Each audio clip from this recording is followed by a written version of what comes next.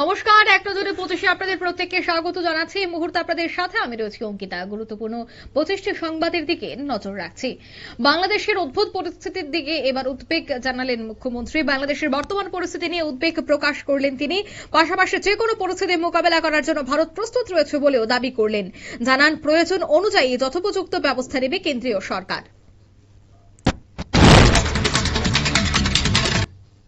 তথ্য সংস্কৃতি দফতরের উদ্যোগে আগরতলা রবীন্দ্র শতবার্ষিকী ভবনে এক অনুষ্ঠানের মাধ্যমে গ্রেডেড শিল্পী এবং টিএফটিআই থেকে উত্তীর্ণ শিক্ষার্থীদের শংসাপত্র প্রদান করা হয়। উপস্থিত ছিলেন মুখ্যমন্ত্রী ডক্টর মানিক সাহা।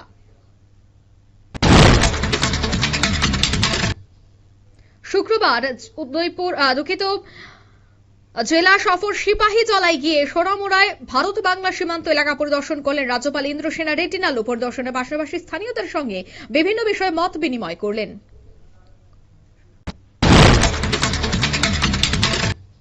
মহকুমা প্রশাসন এবং পৌর পরিষদের যৌথ উদ্যোগে ধর্মনগর মহকুমা পদ্মপুর এলাকায় গোরক্ষনাথ মন্দির সংলগ্ন জায়গা থেকে সোশ্যাল ওয়েলফেয়ার দফতরের বিস্তীর্ণ জমি দখলমুক্ত করা হলো। ত্রিপুরা খ্যাত মজুর ইউনিয়ন এবং গ্রামীণ শ্রমিক ইউনিয়নের যৌথ উদ্যোগে আগরতলা প্যারেড চৌমুনি এলাকায় ভিবিজি রামজি বিল প্রত্যাহারের দাবিতে সংঘর্ষ দিবস পালিত। ভারতের গণতান্ত্রিক যুব ফেডারেশন রাজ্য কমিটির উদ্যোগে আগরতলার মেলার মাঠে অবস্থিত ছাত্র যুব ভবনে ব্রিটিশ আমলে ঘটা কাকরি ষড়যন্ত্র মামলায় শহীদ হওয়া স্বাধীন সংগ্রামীদের স্মরণ এবং শ্রদ্ধা নিবেদন করা হয়।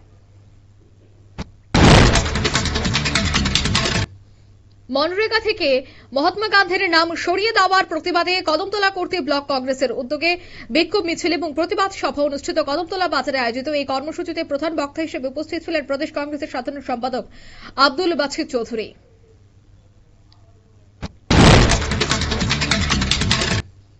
খয়রপুর বিধানসভার অন্তর্গত সমস্ত পঞ্চায়েত প্রধান, উপপ্রধান, চেয়ারম্যান, ভাইস চেয়ারম্যান সহ প্রশাসনিক আধিকারিকদের নিয়ে পুরনো আগরতলা ব্লক হল ঘরে বিধায়ক রতন চক্রবর্তীর পৌরোহিত্যে গুরুত্বপূর্ণ সভা অনুষ্ঠিত।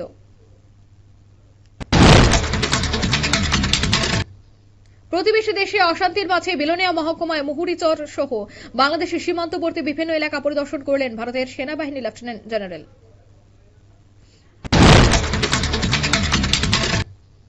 সরকারের কাছে কমলপুরের অপরেশগড় ইট ভাট্টায় মৃতদের পরিবার পিছু 20 লক্ষ টাকার আর্থিক সাহায্যের দাবি জানালেন কংগ্রেস।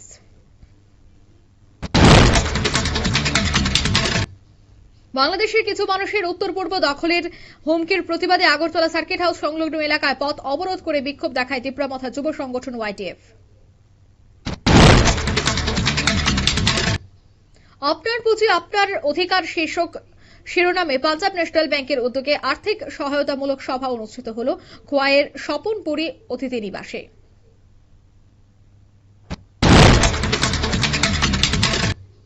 পেসারথল এডিসি ভিলেজে সুলোনালা এলাকায় অভিযান চালিয়ে 3000 গাঁজা গাছ ধ্বংস করার পাশাপাশি 2 লক্ষ টাকার বেশি শুকনো গাঁজা বাজেয়াপ্ত করল পেসারথল থানার পুলিশ।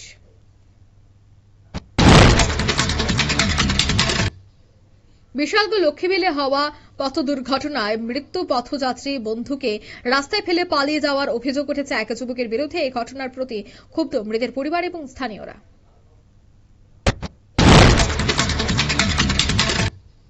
দিল্লির ভারত মণ্ডপমে আয়োজিত বিশ্ব স্বাস্থ্য সংস্থার দ্বিতীয় বিশ্ব চিরাচরিত ঔষধি সম্মেলন সমাপ্তি অনুষ্ঠানে যোগ দিয়ে একাধিক প্রকল্পের সূচনা করলেন প্রধানমন্ত্রী মোদী।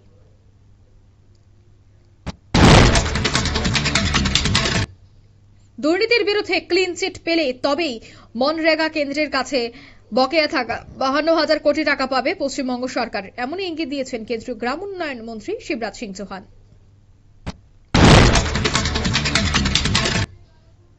কারুরের পদপৃষ্ট হওয়ার ঘটনা থেকে শিক্ষা নিয়ে যেকোনো রাজনৈতিক দলের রোড শো মিছিল নিরাপদে করার জন্য প্রশাসন কি ব্যবস্থা নিচ্ছে তা আগাম জানানোর নির্দেশ দিল মাদ্রাজ হাইকোর্ট।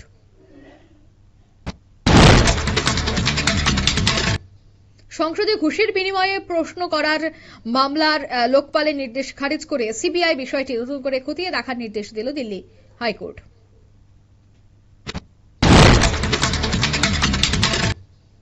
মহিলা চিকিৎসকের মুখ থেকে হিজাব খুলে নেওয়ার ঘটনায় বিহারের মুখ্যমন্ত্রী নীতিশ কুমারের বিরুদ্ধে কাশ্মীর কোথিবাগ থানায় এফআইআর করলেন পিডিপি নেত্রী ইলতিজা মুফতি।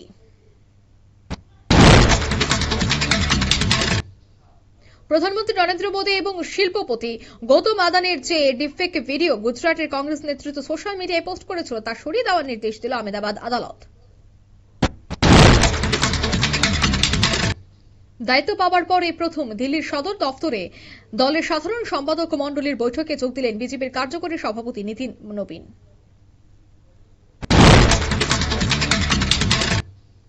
টি-20 বিশ্বকাপে ৪৯ দিন আগে অধিনায়ক চরিত আসাঙ্গালকে দল থেকে বাদ দিল শ্রীলঙ্কা। তার জায়গায় ফের অধিনায়ক করা হয়েছে দাসুন সোনাঙ্কাকে।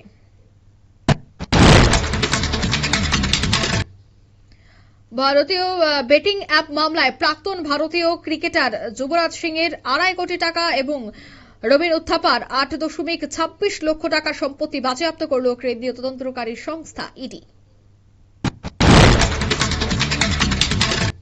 সিডনির বঙ্গের সমুদ্র সৈকতে গণহত্যার সময় এক হামলাকারীকে বন্দুক কেড়ে নেওয়া হয়েছিল। তার পুরস্কার হিসেবেই ফল বিক্রেতা আহমেদকে প্রায় ১৫ কোটি টাকা পুরস্কার দিল অস্ট্রেলিয়ার সরকার।